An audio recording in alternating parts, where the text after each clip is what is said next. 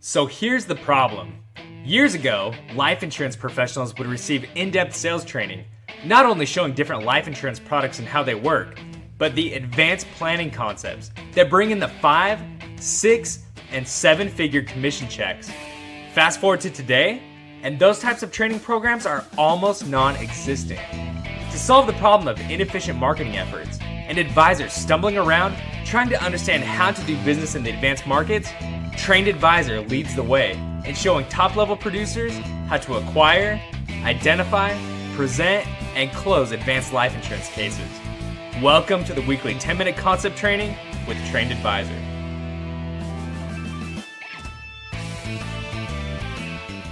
I'd like to thank everybody for joining me on this training today. Today I want to talk about creating a charitable legacy. I think this is an area where a lot of clients really do enjoy the planning. I work with a lot of clients that are charitably inclined, and it allows them that sense of fulfillment, that sense of I'm giving back. And so as we talk charitable planning, we get there from a lot of different directions. But I think at the end of the day, it's that, people feel good in, being able to help others. As we get into the charitable planning, we need to look at the goals. And if you think about charities, just like any business in the early phases, they have that short-term cash flow need, and charities are no different. They need cash flow today to be able to effectuate their charitable purposes. And so as a charity matures, they start to get that long-term outlook on what they can do and how they can make that happen. If you're looking at a charitable organization, you'll hear them talking about the endowment. The endowment is that long-term cash flow bucket. And so if you look at a college, you'll see this where somebody endowed a scholarship. What that means is uh, an individual has given them enough money to not only take care of the short-term need of that scholarship this year, but in perpetuity. And so the college never has to worry about, do we need to go out and raise money for that charitable need anymore? So as you start looking at the goals of the charity, they're going to have both that short-term outlook and that long-term, and that's just kind of the push and pull that goes on in the charity. As we look at individuals, there's a number of ways we get to the charitable planning. I think the easiest one is when we're looking at clients that really are charitably inclined. They want to help their charity. They want to give back.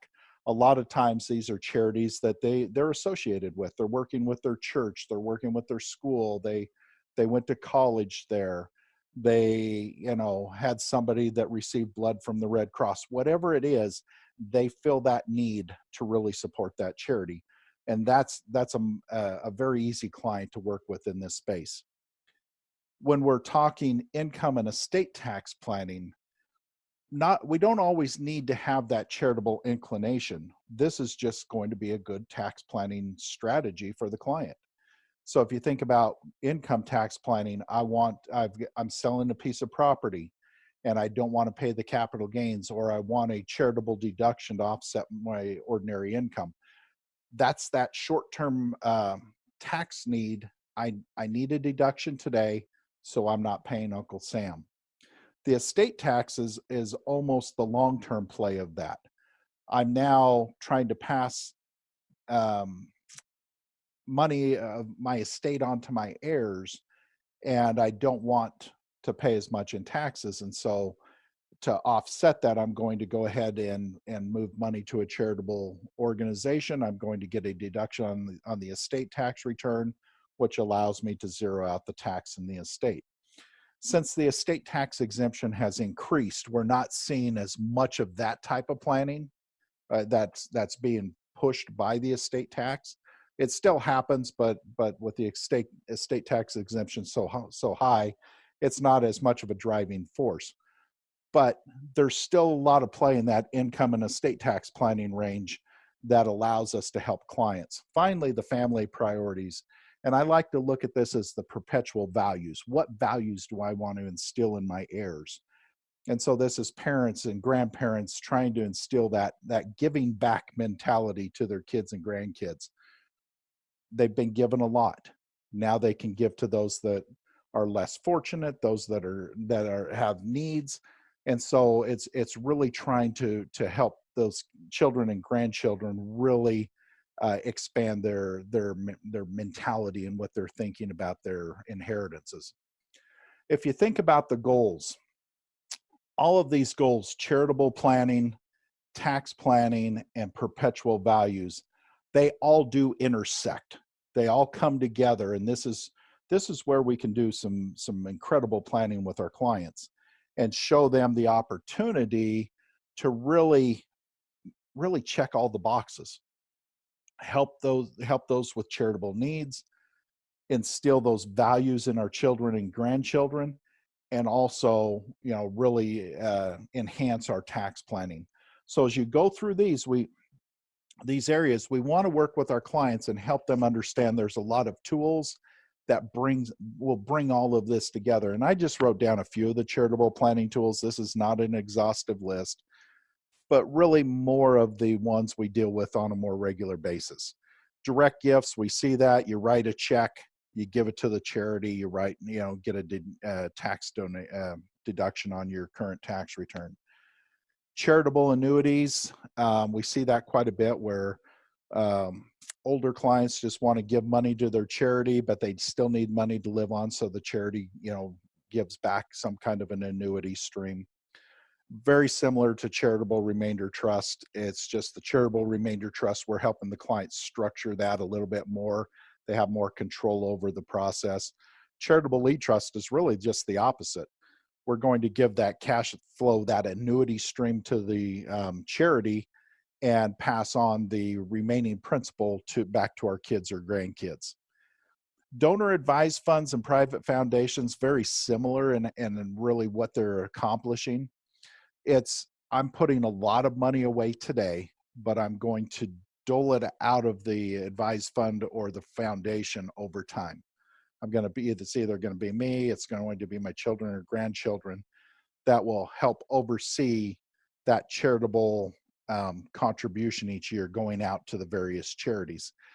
All of these planning tools really bring us back to the same spot of, do we want to give money to a charity? How much do we want? Are we charitably inclined, or are we going to be tax driven here? Whatever those are, our clients can benefit from it. So I want to focus in on one that's very simple, but a great leverage tool: giving life insurance to a charity. And so if you think about this, it's a great leveraging tool. I can give the premium amount to a charity and they can spend it today. Or I can give them a policy, donate that policy, either a paid up policy, or I make a commitment to make those premium payments. So now I'm giving them an asset that they could access the cash value now, or they can use that money and let it go to a death benefit at the end of my life, which now creates that endowment kind of gift.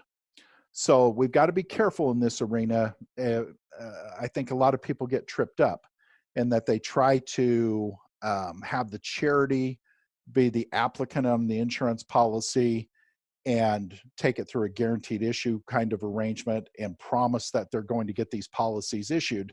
And a lot of the insurance companies have backed away from that just because there's not a strong enough tie between the donor and the charity. So be careful here, and we can always talk through how to structure that. But if the donor sets up the policy and either gifts that to the charity or names the beneficiary of the life insurance policy as the charity, there's simple ways to effectuate this gift. And so I want to just show you a quick example. This is John and Jane. They want to donate a premium to fund a $5 million death benefit for the Red Cross. And so if you look at this just from the donor's perspective, they're going to commit to fund $100,000 a year, every year for 5 years. So 500,000 policies paid up. If they have a 40% tax bracket, that after-tax cost after they get their deductions is really, it dropped from 500,000 down to 300,000 total over those 5-year periods. So if you look at it, their cumulative after-tax cost, 300,000. That's what they committed to make. Now look at it from the charity's point of view. They now have a $5 million death benefit that they can say that's part of their endowment. When are John and Jane going to pass away? I don't know. Could be early on in their life. They are young. Or it could be 30, 40 years down the road. That's the long-term perspective that the charity has to have. And so, but that's not it. If you look at this policy, if we build in cash value, of course, we've overfunded this, short paid it. There's cash value building up in there. So in this case, the Red Cross has the ability to access that cash value, just like an individual would on their personal policy. So if there's a short-term need, they can borrow the money out, they can withdraw the money out, whatever they need to do, whether it's a short-term need or a long-term need. Does that matter to John and Jane? No, they've made the gift, they made their commitment. They're okay with it. It's what's best for the charity at that point in time. And so if you look at this over the whole life expectancy for the charity, they benefit. They got the benefit that John and Jane wanted. John and Jane get the tax deduction they wanted. We can help fund that endowment. Now just think if we had 10 people do that, we just went from 5 million of endowment money to 50 million. So it can expand rapidly. So as you get into this area, if you have questions, definitely reach out, let's talk, and we'll go into more of the other advanced planning tools in the charitable arena and help you understand those. But again, thanks for joining me today, and I'll look forward to talking to you soon.